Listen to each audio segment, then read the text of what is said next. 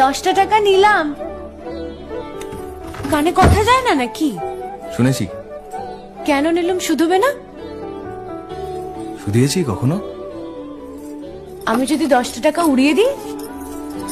দেবে?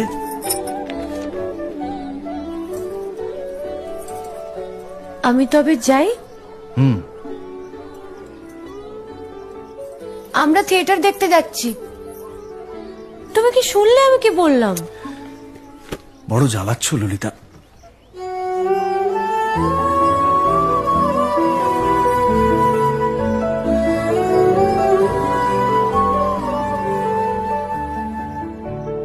কি হয়েছে? আমরা সবাই থিয়েটার দেখতে যাচ্ছি।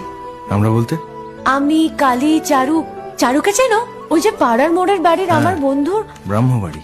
হ্যাঁ, ওই চারু, চারুর মা আর ওর মামা। এই মামাটিকে? খুড়ের মামা তো ভাই, কিরিন বাবু। সে তো মুঙ্গেরে থাকে, কলকাতায় পড়তে এসেছে। সেখানের কলেজে নাকি আর বেশি পড়ার উপায় নেই, তাই এখানেই ভর্তি হবেন।